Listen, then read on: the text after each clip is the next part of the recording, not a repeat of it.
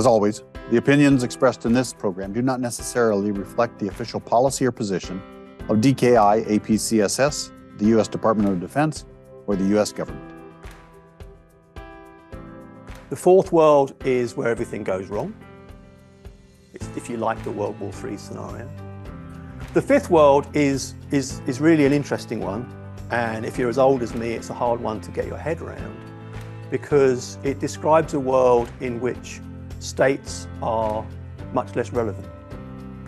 It describes a world in which states have become overwhelmed by the challenges they face, and citizens have started to look elsewhere for services, for security. Maybe they identify with their city, maybe they identify with their private sector provider, maybe they identify with violent extremists, criminals. But it's not the state that is determining the world order. Aloha and welcome to the Daniel K. Inouye Asia Pacific Center for Security Studies in Honolulu, Hawaii. I'm Dr. James Minnick, Colonel United States Army retired, professor and host of Dialogue. We are ecstatic to have you here with us. Notwithstanding the rain and the strong winds. And because of that, maybe I should just take a moment and do a public service announcement. We're not expecting any challenges here, but if the lights flicker, they're off in some parts of the island right now. We've got backup generators. And so just remain seated and we'll work through that. If there's a need to depart, then we'll have people who will guide us through that. But we don't expect any of that to occur. And so please just enjoy yourself. And many of you have already started making new acquaintances and reacquainting with your friends. And we're glad to have you here. Indeed, it is a pleasure to have you here for this special presentation. It's on global strategic trends, and it's going to be presented to us by Colonel Joachim Isaacson and Mr. Richard Johnson. They come from the British Ministry of Defense, and they've made a long trip to be here with us, and we are extremely grateful for that. So thank you. I should let you know that today's session will be done in two parts. In this first part, which will be for the first hour, it'll be on the record. And it'll include a brief questions and answer session. This portion is recorded, it's streamed live, and it will be uploaded to social media as a special episode of Dialogue, which is the Center's online platform for engaging on security issues here in the Indo-Pacific. After a short pause, we'll reset. We'll farewell our online audience and members of the media here, and then we will commence the off-the-record Q&A session, which will take place here. I'll moderate both sessions, and so we'll spend the next 2 hours together. Now, it's my privilege to welcome our esteemed director here at the center, Director Major General retired Susie Vareslam. Now, she comes to us with extensive leadership experience and a deep dedication to advancing security cooperation in the region. Extremely fortunate to have her here with us in the center and to have her here now to present her opening remarks. Please welcome.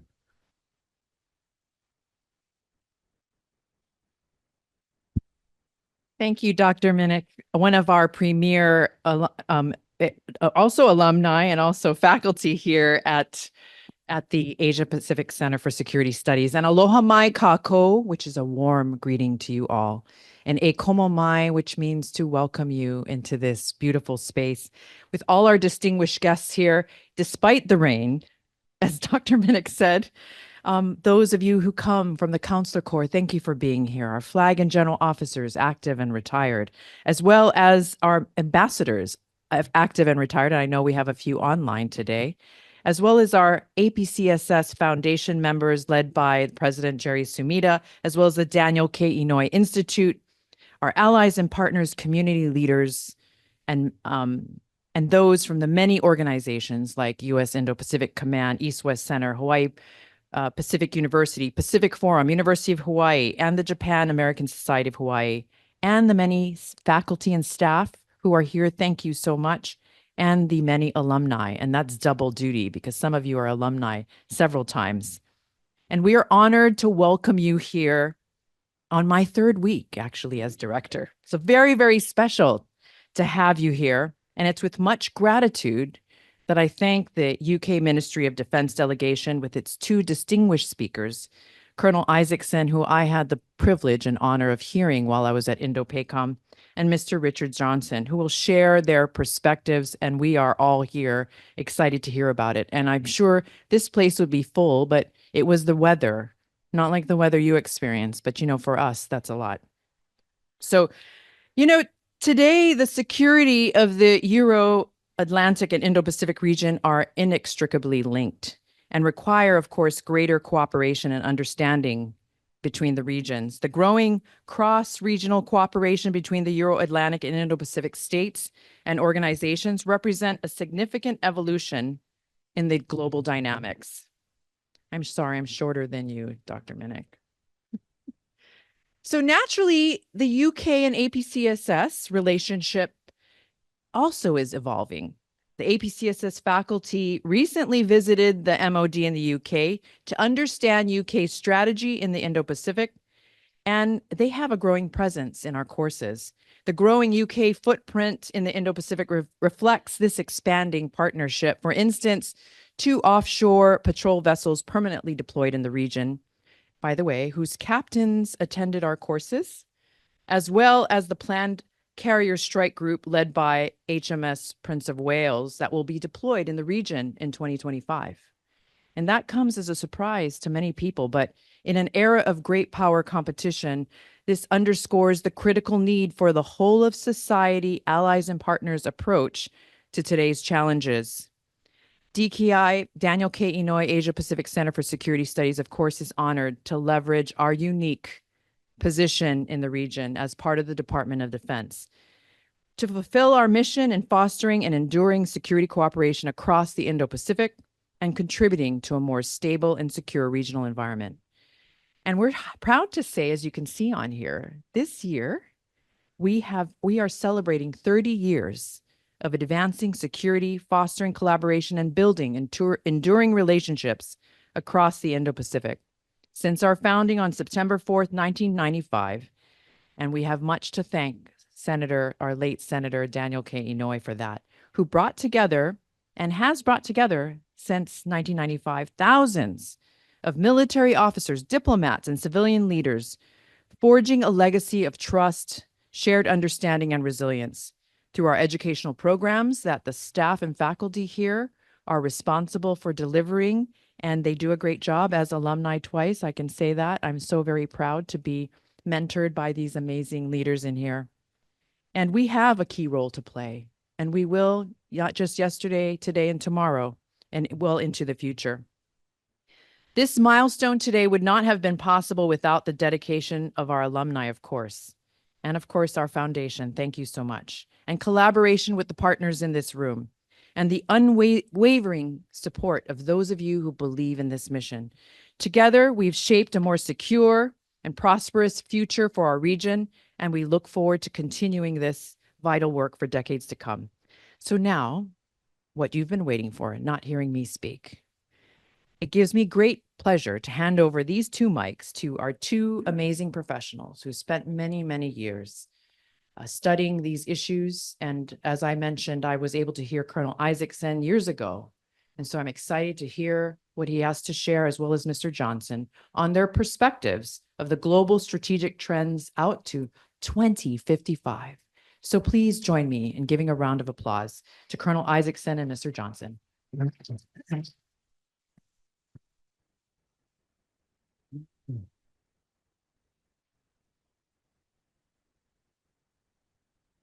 Thank you, sir. Thank you so much for this wonderful opportunity. Thank you so much for your hospitality. Laying on the rain was a nice touch, completely unnecessary. Thank you all for taking the time to spend it with us this afternoon. Congratulations also on the 30th anniversary. So Joachim and I work for an organization called Defence Futures. We've just celebrated our 25th anniversary. So this is a rare occasion where Joachim and I get to be the youngsters in the room. So thank you also for that. I'm Richard Johnson. I've been a civil servant with the UK Ministry of Defence for just over 35 years now. Joachim? And you can hear I'm not British. I'm a Swedish Marine embedded in Defence Futures, where I co-lead the strategic foresight team together with the British civil servant. So with your permission, we'd like to spend some time this afternoon talking about some of our work, and specifically this thing, Global Strategic Trends, the 7th edition. And I'll talk broadly about what this thing says overall, and Joachim will say something more about this part of the world in particular. Before we talk about the work, if I may, I just want to explain where we fit within the UK Ministry of Defence. So very briefly, this is how defence is organised in the UK. And I think lots of people will be familiar with the idea of having a Navy command, land command, air command. We work for this organisation called UK Strategic Command. When it was originally established, it was part of the drive towards jointery and thinking about doing things jointly across the services. And more latterly, we've changed the narrative a bit to thinking about integration, something that's more complex for us, we think, than just jointery. And Defence Futures sits within UK Strategic Command and part of something called the Integration Design Authority, essentially 4 two-star organisations, looking almost from cradle to grave at aspects of integration. So from educating our people and encouraging them to think differently about things from a lens of integration, through to some of our capability choices and the kind of standards that we set for capability, and then looking at the force we currently have, how we use it, the doctrine that we have in place to employ our forces. But Joachim and I are from something called Defence Futures. 3 main things we do: strategic foresight, which is what we've come to talk to you about today; concepts for how we might employ the armed forces in future; and force design. What force structures do we want to have nationally and alongside our allies and partners? Right, the main stuff. We've had a strategic foresight program for over 20 years now.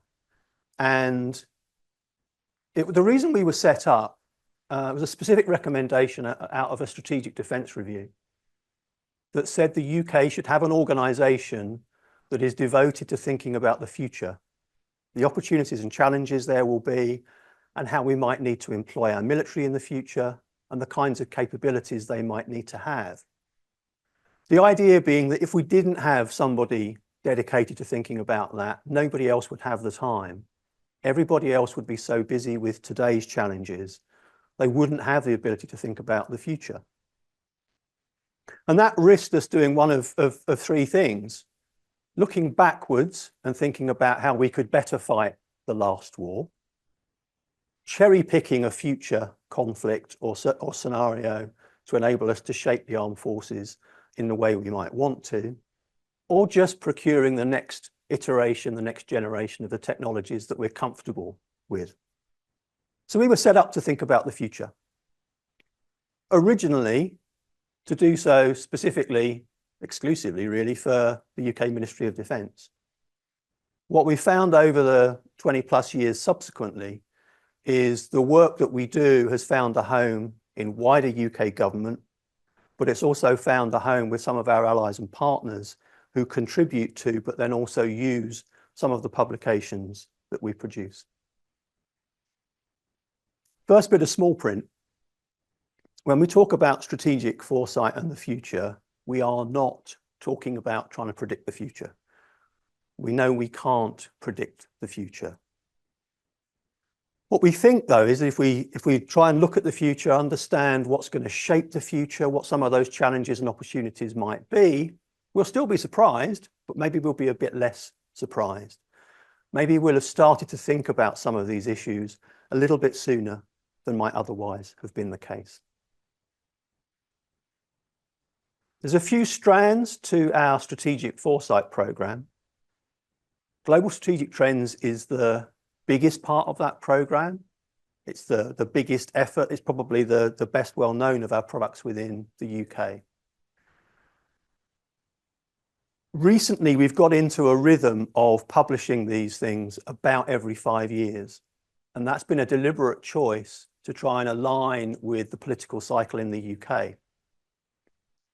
For a while there, it looked like we would be able to assume that we would have a general election every 5 years and that there would be some kind of security defence review as a new government came in.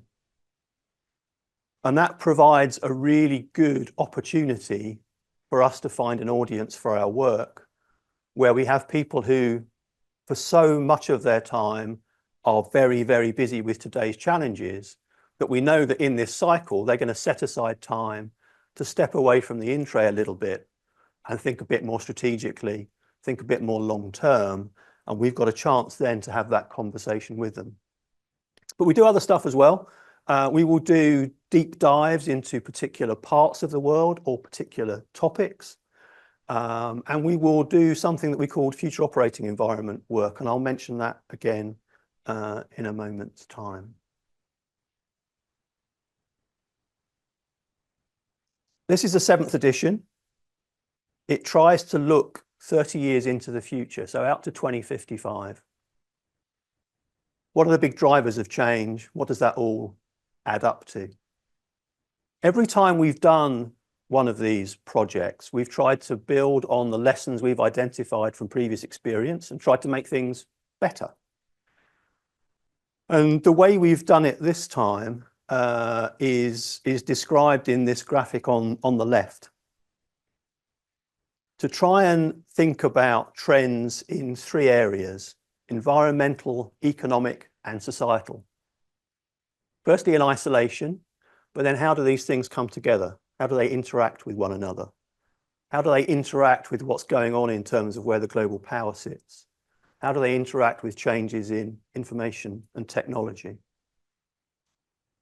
What that enables us to do within the 450 odd pages in here, or more sensibly, the 40 odd pages in here, is to provide some insights, both regionally and thematically. And in terms of drawing on lessons from previous experience, we've always wanted our work to be accessible, useful, helpful to strategists and to policymakers. We don't write UK defence strategy, we don't make policy, we don't decide on capability investments. We try to inform and help those people that do those things. And the graphic on the right, I'll come back to later, is one of the ways in which we've tried to make our work something that they can practically apply to the choices that they make today. If I had one slide to talk to you about today, it would be this one, because this is the heart of what you will find in the book. And it's reference to 6 big drivers of change that we've identified and what we think they might mean for us going forward. I'll come back to global power competition. That gets a slide all of its own. Demographic pressure is something that we've always talked about since we first started doing this work. And we've always talked about a growing global population. For the first time in this edition and the period that we look out to, we think we can see a possible peak to global population. We think global population might peak at about 10 billion. So continuing to grow from today, but growing at a slower rate. What that headline number masks is significant variation around the world. So if we take Africa, we think a population that not quite, almost doubles to about 2.5 billion. So about a quarter of the world's population by 2055. And that's a young population, a median age of about 25. That's about half the median age that we think Europe might be at the same time. We see in India, in similar terms, continuing to grow out to maybe 1.7 billion.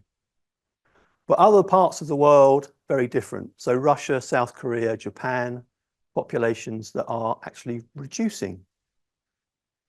The fertility rate in Middle Africa at the moment is about 5.5, and in South Korea it's about 0.7. A huge disparity around the world. We've always talked about urbanization when we've talked about demographics. And we see an urban population today of about 4.7 billion people, and we think that could increase to about 7 billion people. And that links into the next big driver in terms of climate change and pressure on the environment. Because so much of that urban population and so much of that growth in urban population will take place in areas that are vulnerable to climate change and big weather events. About 800 million people, we think, in cities that are vulnerable to storm surges, rising tides. And whereas in the past, when we've seen big weather events impacting on big cities, big urban populations, we've seen those cities and those populations recover. Sometimes it takes a while, but they recover. We think now, looking forward, that we can see big weather events actually permanently displacing significant populations. So potentially in South Asia, for example, tens of millions of people becoming climate migrants, essentially. We also think we'll carry on finding new ways to put pressure on the environment. So in 2 years, 2019 and 2020, China produced more concrete than the US poured in the whole of the 20th century. So as the environment and technology allows, we think we're going to be exploring for resources in new places, like the Arctic, on and under the seabed, in space, on the moon and on asteroids. And we will find new ways to put pressure on the environment. Technology is one of the hardest trends for us to look out, trying to look 30 years into the future. Lots of the companies that we talk to will tell us that they've got some confidence about where their technology will be out to about 3 years. And we want to look much further than that, and it's hard. So we look at technologies like sensors, the technologies that will be available, the proliferation of them, data storage and processing, artificial intelligence, biotech, automation. We can see these as being important technologies with huge potential, but very, very hard to say where we will be 30 years from now. There are a couple of things that we do know. One is it's not just what the technology will allow, it's how the technology is actually used. So if you could have foreseen the advent of the internet, firstly, well done you. But would you have thought that the government in Australia would be sufficiently concerned about its kids accessing social media that it would be trying to stop it? So it's the use of these things that can be important. The other thing we can talk about is the pace of change. It took about 125 years for the railroads in the US to achieve 80% market penetration. It's about 75 years for the radio. It's about 25 years for personal computers. Generative AI is being adopted twice as fast as the internet and PCs. So that pace of change is significant in so many ways, including for our military. Those states, those actors that can exploit those technological changes, that can drive those technological changes, can transform their economies, are going to be potentially the economic winners here. We think under any circumstances, the demand for resources and energy probably doubles over this period that we look at. We think the demand for fossil fuels continues to rise, but peaks at about the end of the period that we are looking at. Finally, we talk about inequality and pressure on governance. The edition before GST7 was imaginatively called GST6, published in 2018. And it talked about the potential for global poverty to be eradicated because that's what we thought the trends said at the time. Now, actually, and the pandemic has played a part in this, global poverty has increased again, about 700 million people living in global poverty. That period of the pandemic when global poverty turned the corner and started to increase again was the same period in which 131 billionaires saw their wealth double. So we see this trend of growing inequality of haves and have-nots. We see that as contributing to pressure on governments, potentially some of them overwhelmed by the challenges they face, the demands for security and services they face from their publics. For the first time in this edition, we also talk about some contradictory trends where we can see evidence pointing in one direction, but we see evidence also pointing in the opposite direction. And I'll just talk about the first of those, fragmentation and interconnectivity.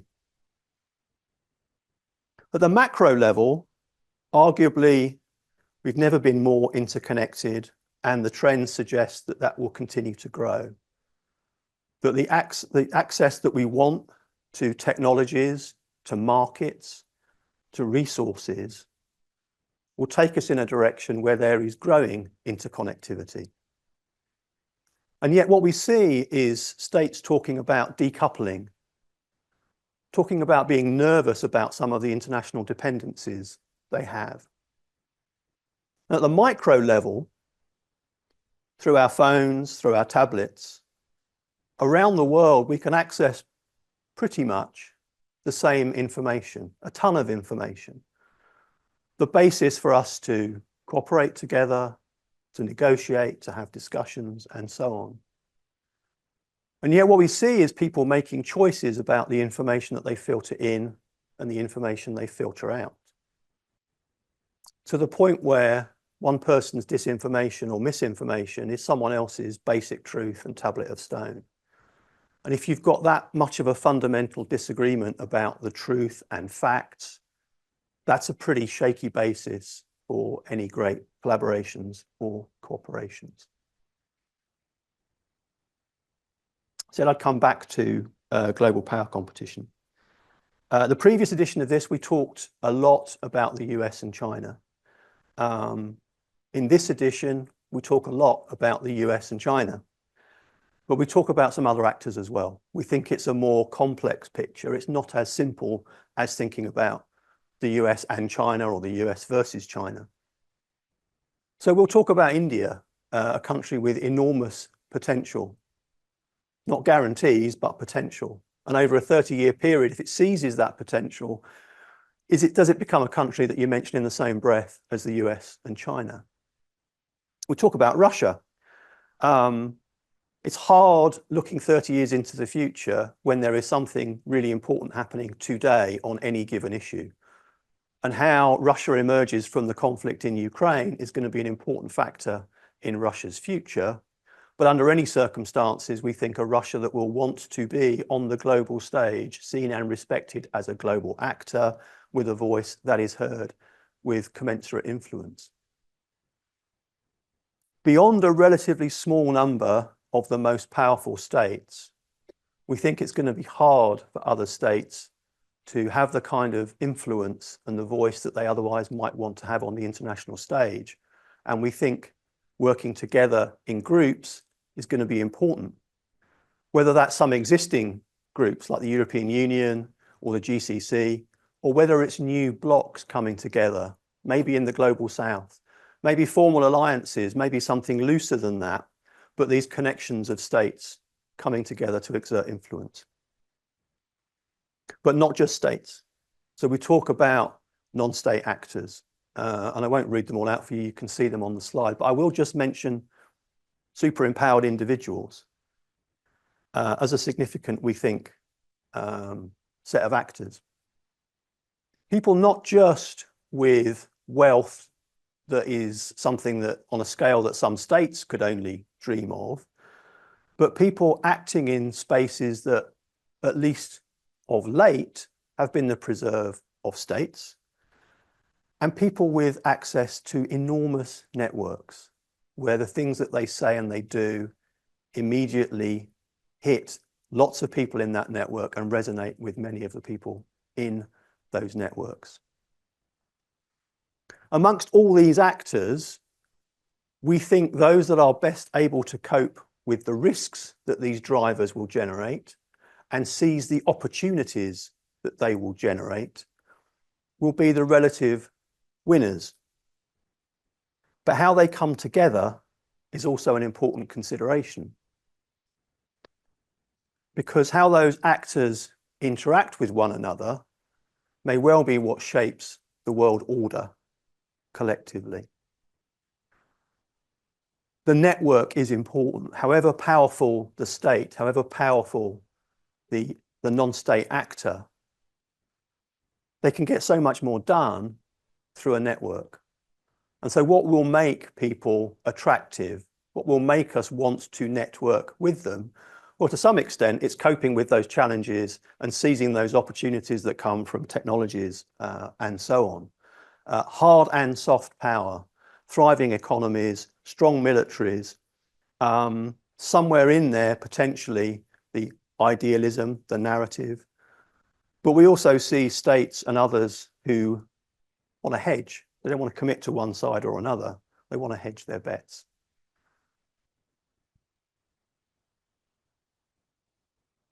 One of the things that's not clear in this truly global competition is what sort of world order it will take place in. Is it a world of rules and laws and norms? And if it is, who is making them? Or is it a world without rules and norms? So I mentioned we try and make this work something that our strategists and policymakers can use practically. And we've come up with this graphic as a tool that we hope they can use, a framework that we hope they can use. In 2018, we talked about a simple quad. And we said to people, imagine two variables. One being, where does the power sit? Is the power with a few actors? Is it with many actors? And then as the other variable, think, are they cooperating with one another? Are they competing with one another? What we found was people took that literally. They thought we were saying that the world will arrive as a hermetically sealed box. It will be exactly like this. It will be completely networked. It will be completely fragmented. And that's not what we meant. We think it's more complicated than that. So we come up with a more complicated graphic, which says a few things. The first is, however we get to the future, it won't be linear. There'll be shocks, there'll be lumps and bumps along the way. But the other is to say, we don't think it's safe to assume that 30 years from now, we've got a world order that we would recognize as being a simple evolution of today's world order. So we've come up with these 5 fictitious worlds. We're not predicting any one of these is the future. We're not saying one is better than the other. We're saying this is a frame of reference that strategists might want to use to think, if we make some choices today that look good in this world, do they still look like good choices in a different future? And maybe to work backwards from the future. How did we end up in one of these future worlds? What were the important things that happened? And if we like that world, how do we make it more likely that those things happen? And if we don't like that world, are there things we can do to take us in a different direction? So we talk about a world of much greater cooperation. What might cause that to happen? Maybe climate change, hasn't yet. Maybe a pandemic, didn't last time. Maybe getting the AI genie back in the bottle, who knows? Second world is the evolution of today's world, if you like. A world order that's developed in the latter part of the last century through into the first part of this one. The international institutions, some of the international laws and norms that we're familiar with. Some continuation of that, probably with some evolution. So maybe the UN Security Council has to evolve, has new members, but it still exists, still has that role. Third world kind of flips that on its head and says, what if someone else is driving the sort of world we live in, or part of the world we live in? What if they're making the rules, the norms? What if they're developing a competitor system for one part of the world? The fourth world is where everything goes wrong.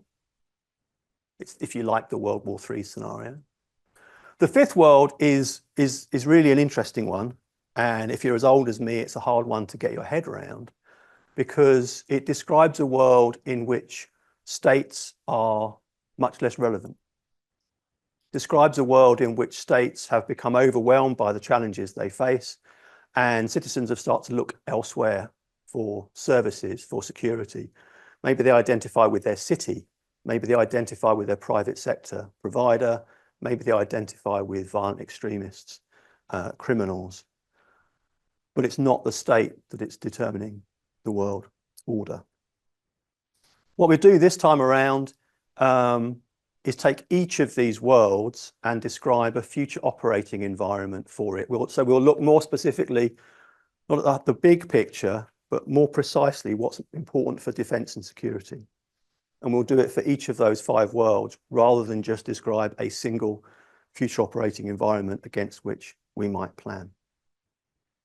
So that's a quick canter through the broad picture that you get from this book. What Joachim's going to do now is take us through some of the more regional implications. Thank you. Thank you, Richard.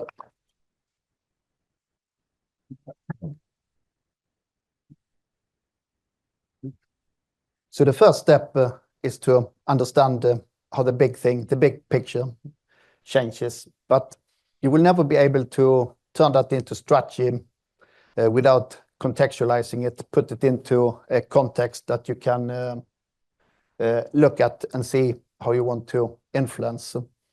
And to understand how the big thing changes, we believe we actually need to start to understand how change look in every single part of the world, because it looks very different. And then draw commonalities and so on that we used for the global drivers of change. And what I want to do now is to take you through what we think change may look like in this part of the world, generation forward. And I have to start saying that I've traveled much in my life. The first time I visited Southeast Asia was 1985 as a backpacker. And I come back frequently to discover more. And I travel in other parts of the world as well. And I just cannot think of any other part of the world where change has been so breathtaking as this part of the world. And just start looking at this image. It's not a small piece of the world we are talking about. And for us, it's the first challenge is, how do you define it? How do we approach this part of the world that represents, depending on where you put the limits, half of the human population, a good bit more than the global economy, and so on. And it's interesting from a historic perspective how this has been approached and where we are today, from a geographically defined Asia-Pacific to an Indo-Pacific that is very, very much more than just geographic definition. It's very much part of geopolitics and how you see things. And most countries in the world have an Indo-Pacific strategy, even Sweden, believe it or not, because this part of the world is so influential on the rest of the world. And the way we approached it was actually to answer the question, can we approach this as full? We didn't think so, because analysis would be too general. In the previous version, we divided it up in the UN sub-regions: East Asia, Southeast Asia, South Asia, and Oceania. We thought the risk with that is that you miss the connections and the influence the areas has on each other. So we decided to look at the continental part of the region and the maritime, still trying to see the connections, and of course realizing that there are many other actors involved in this that are geographically in the region, like Russia, US, Canada, and so on. And then, in addition to the geographical areas, we also thought, how do we deal with areas like the oceans, space, and cyberspace, and decided to look at them as shared spaces. And when we look at the Indo-Pacific, you can see there's a lot of water there. So I want to say a few words about what we think about the future of the oceans, because such a vital part of what will happen to the world. 70%, a bit more, of the surface, 85% of all global trade goes over the ocean in one way or another. The oceans produces 50% of the oxygen we breathe and captures 30% of the carbon we emit, and produces a good amount of the food we are dependent on. I think we eat 186 million tons fish every year. Most of it is fished here in the Pacific, and we are starting to understand that there might be many more precious resources in this part of the globe. And yet, we know more about the moon than the bottom of the oceans. We have explored maybe as much as possibly 20% of the seabed.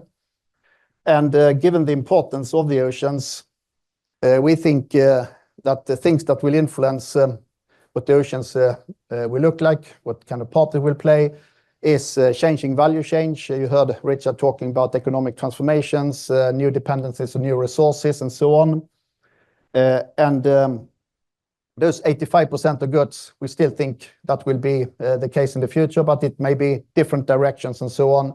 And if it is different directions, that will drive geopolitics with it. But the really big thing is the demand for resources, where we, in combination with new technologies and so on, likely to see a race for accessing those resources in the seabed and so on, without understanding the environmental implications of that and so on. And at the same time, we're also likely to see more research on that. And those kind of trends will conflict with each other. The capacity to find common solutions to protect the biodiversity of the oceans, not to spoil them, not to change weather patterns and so on, at the same time as resource competition escalates all the time. And that takes me then into the specific region here. And if you want to just say something, one sentence that this Indo-Pacific, this region has in common, is that everything is big, opportunities, challenges, everything is just big. We have, I mentioned half of the global population here, but things like 21 interconnected global megacities, some of them global financial centers, that are an absolutely integral part of the increasing digitized, automated economy in the world. Of the 20 biggest container ports in the world, 16 are in this region. And we produce this, most of the things we produce are around here. And when we looked at the change here, you remember the global drivers of change. For every region, we looked at what are the specific drivers that drive change in this region.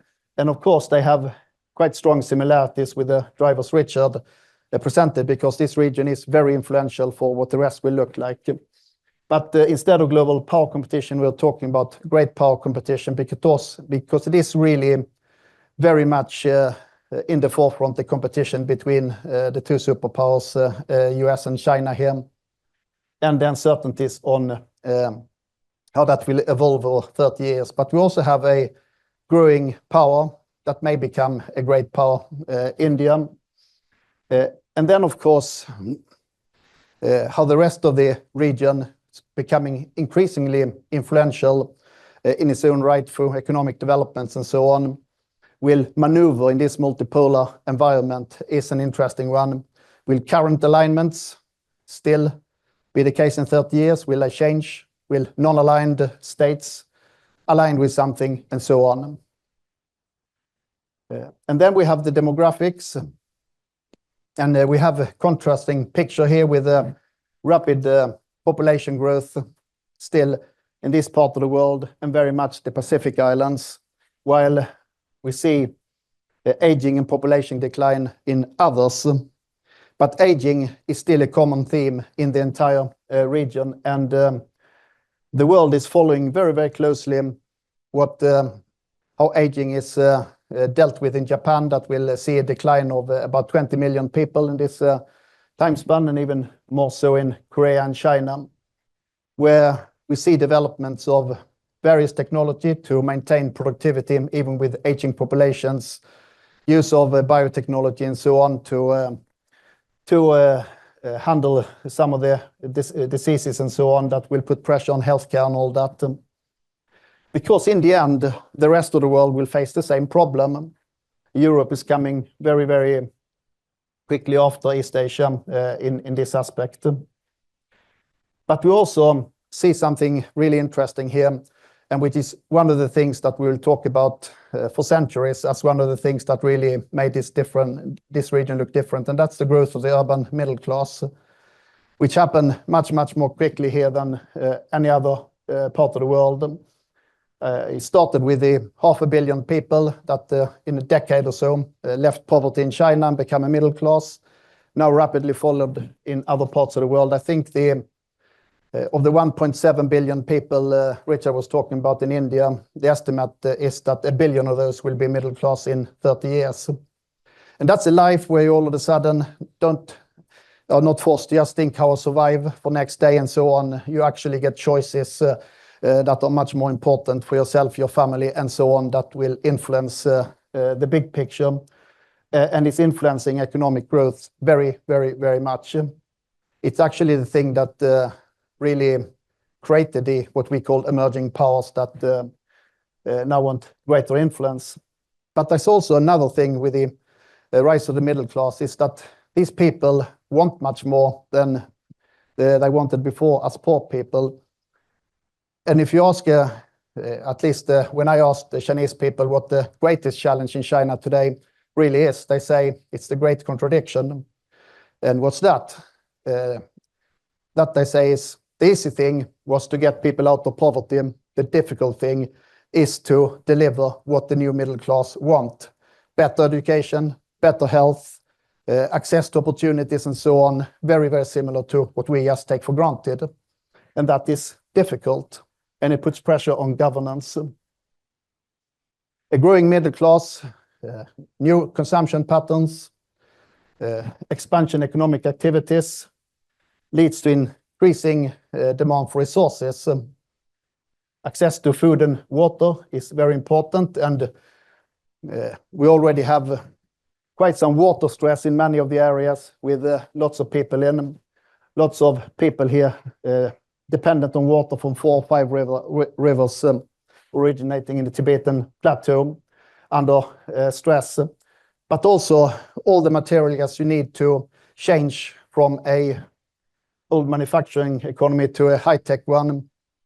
And the image on the picture here is copper from Chile, which is Asia. About 70-80% of all produces goes to Asian nations, mainly China. And you have resources like lithium and so on. The concrete to build the cities and so on was already mentioned. And another good example is sand. A state like Singapore used 600 million tons of sand in 10 years just to mitigate impact of sea level rise and to expand its territory. And that is a not very big country right down here, 600 million tons. Climate change is really important. We warned about it in the first version of GST, 2003. And every time we release the new version, it's gone worse than the last one. And the pressure increases. And I think what's important here is the potential damage and potential things at risk in this region. Every single one of those 21 interconnected megacities are under threat from weather events. Some more than others, but every single one under threat from climate events. And what would happen if a major global financial centrum in this region would be affected? It would be global ramifications. And something I think is important to mention also is the price constantly increases. If you look at the damage of climate change, the cost to mitigate it.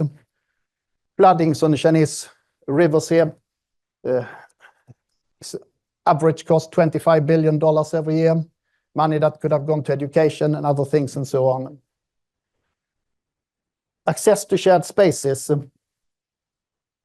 That's increasingly important. I talked about access to the oceans, but to control, understand, and survey the oceans, you need to be in space. And space programs is constantly developing in this region to give you advantages in that area. Inequality, we've seen enormous economic development, and it's still one of the most positive things when we talk about a shift of economic center of gravity from west to east. It may sound threatening if you're a Westerner, but I always say it's a positive trend because it is that middle class people getting a better life and so on. But despite that, the income inequality is enormous in this part of the world, and inequality between rural areas, cities, opportunities, and so on, from poor nations to wealthier ones. And this is happening when people have more access to information ever before. Mobilization power. And what do you do if you're not happy? You try to change your situation, and that will influence politics in the region as well. And it's quite an interesting image if we try to understand who is influential in this part of the world. And of course, we got the big flags up here in the corner. But when you talk about potential or existing middle powers, there's quite a few of them. And of course, nations like Canada and so on, not directly in the region, but still part of it for its access to the Pacific is important.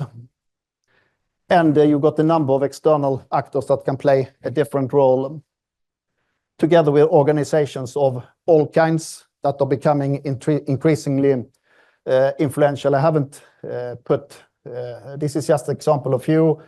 One would ask me, why is BRICS not there, or the G7 and so on, that will have an influence as well. And they are connected to the actors that can influence through those organizations. And then we have the non-state actors in the bottom. Richard said that those who can adapt better to change than others are the winners of the future. And unfortunately, organized crime is one of those actors that adapt better than others in many ways, and is part of the challenge here as well. But you also have other actors like cities and big corporations in their own right here. So the question would be, what kind of combinations, apart from those we already have, can we possibly see in the future? And the way we approached that was to try to understand what kind of developments the drivers of change may see, in combination with how states actors best secure their own interest. And the key interest for every nation will be to deliver prosperity, but also to security, of course. And the 5 scenarios are connected to the big pathway scenarios, where the rebound could be development of cooperation, for example, to protect the Pacific Islands from impact of climate change, that becomes a momentum that drives more cooperation, protection of the oceans, or could be over climate change. We could also see new alliance systems. We could see existing alliance system expand.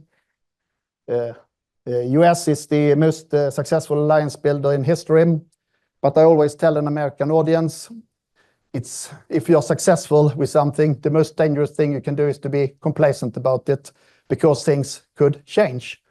And we may see a more cohesive alliance system with Americas leading in it. We may see alliances over functional areas around space and so on. We could see new poles where some of the middle powers I presented on the other slide start cooperating with each other more closely, hedging between the big powers to get the bigger say. We could see conflict and fragmentation coming back to the region, escalating as it has in the past. And you could see maybe city networks that are more powerful in their own right. China is interesting. Again, if you look at the permanent members of the Politburo, they were all from the countryside in the past, done big concrete projects, building roads, bridges, and dams, and so on. Today, every single one of them is coming from a big city that's connecting with the rest of the world and so on. It's a cultural change happening. And how this will play out, we don't know, but the alternative developments are there to, again, think about where the region may end up in the end. And then finally, my final slide is the conflict and security dimension, where we look at 4 specific areas where we see a congested and complex landscape very much in this region, with all kinds of actors, states and non-state, operating. All the drivers of stress and tensions you can find in this region, with impact of climate change, creating lots of second, third order impacts, precious resources, inequality, already existing tensions, and arms proliferation. Will we see more nuclear arms powers in the region in 30 years? We can't say for sure. We can see also other developments of weapons of mass effect, and all exacerbated of a pervasive information environment. That poses a dilemma for everyone who plays in this field, with how big and how much of things do I need to defend my nation and my interest and so on. At the same time, as we can see through weaponization of technologies, that we see a development where the weakest can start challenging the strongest. If you look at the Houthis in Yemen, for example, with very small means able to disrupt one of the key sea lines of communication, and every single actor in this region is looking at asymmetrics, capacities to win advantages and so on. To do that effectively, access to space and information. And in the end, the complex questions comes, what kind of deterrence capacities do I need to protect myself? And we think resilience, a strong society, robust essential services, cohesion among the population are the starting point here. The stronger that is, the better off you are. But the key questions comes back to, how do I make myself prepared to change or adapt to change, and keep my capacities to stay agile? And with that ends my presentation.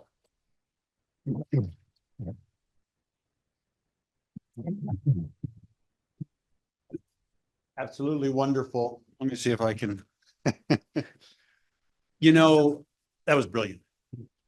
We only have time for just a couple questions before we go into the second session. But let me note that, well, I guess it's 11 years ago, back in 2014, I was in Korea, and then Rear Admiral John Kingwell, who is the director of Concept and Doctrine Department, he came to Korea, invited a number of us to the UK embassy to be able to give GST-5 presentation. And so that was some 11 years ago. And today you've given us, this presentation now on GST-7. And so the larger question might be, what assessments are you taking to be able to evaluate the accuracy of these additions that you're presenting? Thoughts? Okay. Thank you. So we run a summer intern program at Scrivener. And last year we invited one of the interns to look at the history of global strategic trends and to conduct some kind of an assessment. There were a few things they identified as challenges. One is that we've always tried to look out 30 years, and it's only been 22 years since we published the first edition. So we're not even at the end of GST-1. The other is you need to be able to identify something that looks like a concrete forecast and identify some evidence that tells you whether it was right or wrong. Now, we say that we're not in the business of predictions, and actually it's probably easiest to test when we say something that sounds like a prediction. The one big disruptive shock that's happened that we didn't say something about in advance was Brexit. So if you look at other financial crises, pandemics, conventional conflict in Europe, these are all things that we've talked about. The one thing we didn't talk about specifically was Brexit. And there's probably some politics involved in that. There was sensitivities within the UK around, the government had a policy on the UK remaining within the European Union. So there would have been some challenges, I think, around that. But we talked about in previous editions around the potential for Europe to grow apart, not just grow closer. The other thing that's relevant, I think, is the intent. So I think of all of the forecasts people have made about the Chinese economy over the years, where many people have said the Chinese economy would overtake the US economy, and they've given a date by which it would happen. And lots of those dates have come and gone, and funnily enough, it hasn't happened yet.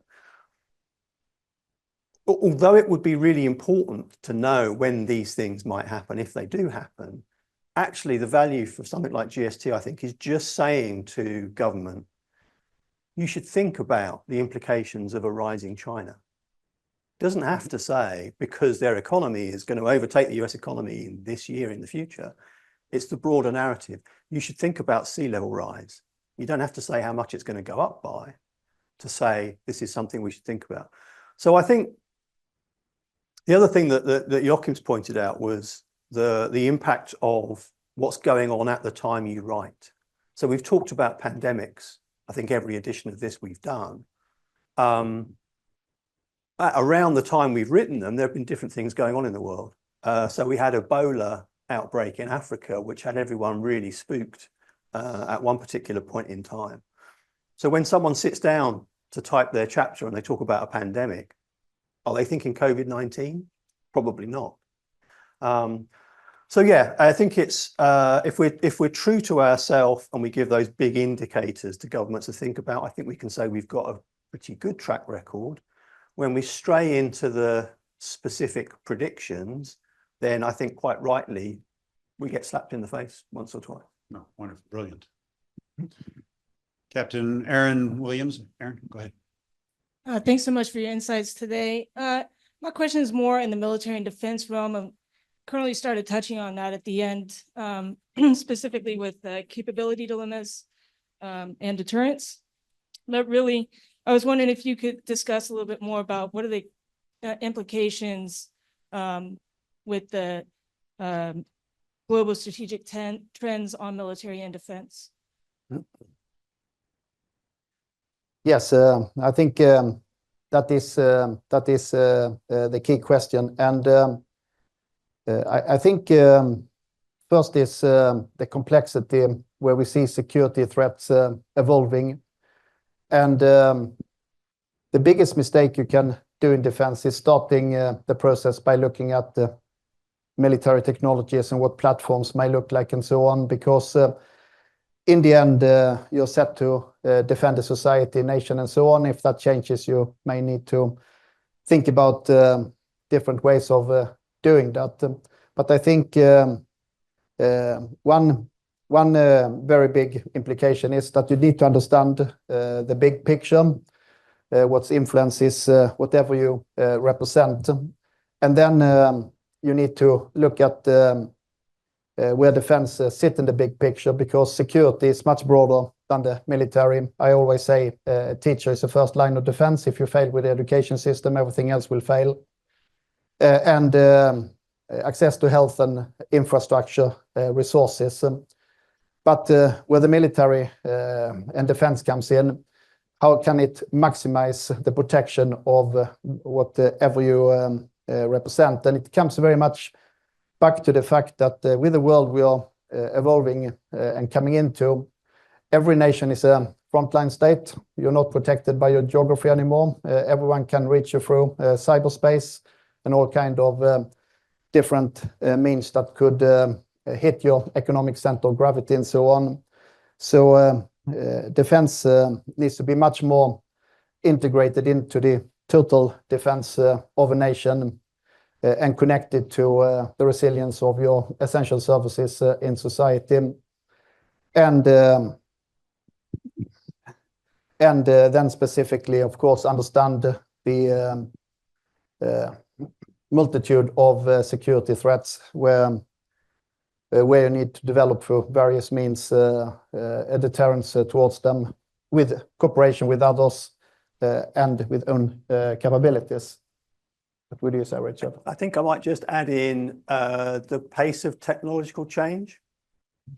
So huge potential for rapid advances and advantage, but the pace of tech change is a bureaucratic inconvenience for us. We've got systems in place for how we think about the evolution of the force, the current force that we have, the planned force, the force of record, program of record, the future force. And hardwired into that is the luxury of some time. And I think the pace of tech change is something that we have to get our head around. We can do it by exception, certainly in the UK. In operations, we can find ways to do things with this additional urgency, but we're going to have to find ways to do that more routinely as the pace of tech change quickens. One more question this side, right here, Dr. John Hemmings. Hello, sir. Thank you so much for your presentation. I guess the question is, to what extent does GST 7 reflect a perspective that perhaps leans towards either a British or a European perspective? I think the short answer is it must, but the longer answer is we try to avoid that. I think we've increased our international engagement throughout the 20 years we've been doing this. Joachim's an example of that in terms of the relationship we have with Sweden, the exchange offices we have from around the world, including places like Brazil and Australia. There must be some inherent British or Northern European bias that comes through in some of our work. But the more of this international engagement that we can do, the more we can expose ourselves to different perspectives and challenge, then I hope we at least reduce that. The intent of it is it's completely dispassionate. So it's not meant to be for the, written as the UK. It's not meant to say we like this trend and we don't like that trend. It's meant to be dispassionate. And I hope we will continue over time to try and reduce the extent to which there's any European or British bias in it. I think last week I have a good example of challenge. So we travel a lot, present the insights everywhere in the world, and listen to other views. And so I was in Colombia last week and Rosario University and talked to the students there and got quite much of challenge and understanding that I think it's very worth considering. So every time we get that kind of feedback, we document it, take it back, and how do we make sure that we take care of this in the next version? And it is really a challenge, but I think it's also an advantage. We are informing policy, so the government is not telling us what to write, not write, and what kind of conclusions we are to arrive to. So we're building it on evidence, and we are free to write what we think is important to write. And with that comes also the importance of getting as many perspectives as possible to make sure it's objective. A strength of the document is completely unclassified. It's open information. Everyone who has access to internet can take part of it, read about it. So it's not just government we want to inform. We want everyone who's interested in our common future to be able to think about what does this mean for me and contribute to the debate. Well, thank you very much, Colonel Isaacson and Mr. Johnson. This has been absolutely brilliant. You've given us much to think about as we navigate the complexities of this global strategic trends. To our online audience and to the media, thank you for joining us. As we'll give time for them to depart and reset, we'll reconvene here in a minute. Join me in thank you. As always, the opinions expressed in this program do not necessarily reflect the official policy or position of DKI APCSS, the U.S. Department of Defense, or the U.S. government.